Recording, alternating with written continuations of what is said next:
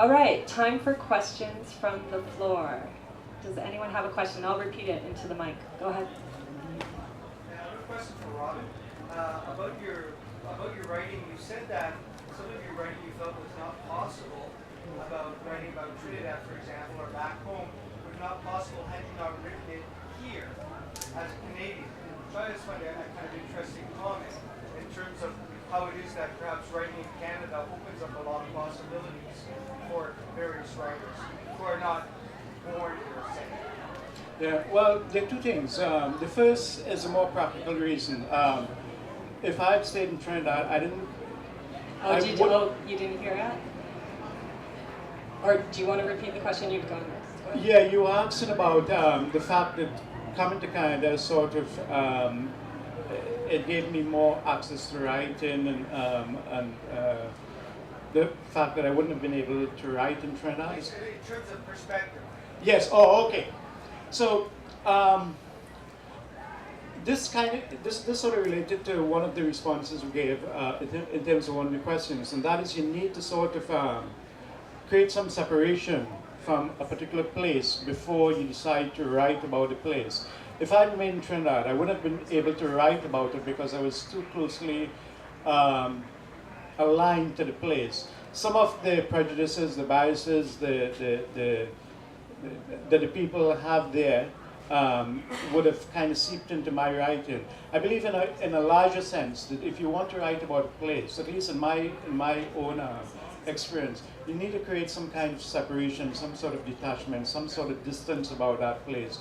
Which is why, for instance, that if I want to write about Toronto, write about an aspect of Toronto, Ontario, I wouldn't write about it as it occurred to me, but probably after I've removed myself from that particular situation, after I can kind of see it a little better. It's difficult to write about something when you're emotionally attached to it, because then you can write in a way that's not too fair. You may even have an agenda without realizing it. Thank you. I had 2 books published with a small press, and they were extremely proactive about. They didn't have a big roster of authors, so they made sure that everything we wanted, we got it, and they kind of gave us this sort of very special attention. The other books were published with a bigger press, a bigger publishing house, and they didn't do that.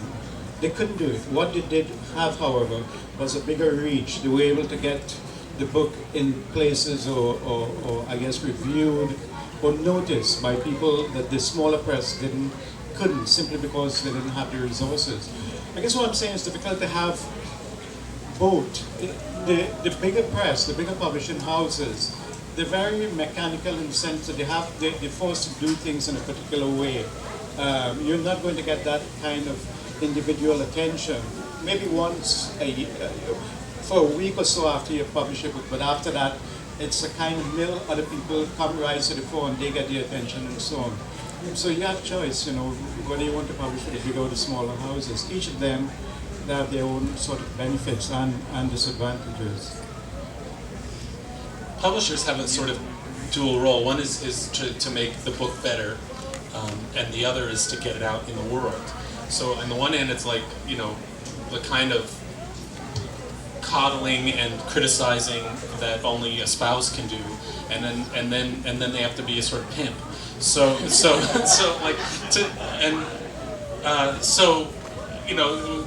most authors have criticism or praise for their publishers on one side or the other. They're really good spouses and not the other. And but that balancing act, and I think depending on where you are in your career, also maybe you feel more confident in a certain book, and you just want to get it out there. And the big publishers are certainly better at getting those books out there. But the editorial relationship can be crucial also. So I think it's hard. I think it's hard for the publishers to find that balance, because the small ones tend to have those closer relationships and understand the work better, but the big ones have the greater reach. Thanks. Anyone else want to discuss? I do? No? Thank you. We've got time for one more question. Yes, please. It's not a question, but a comment that I couldn't not respond to. I'm not a storyteller, but I listen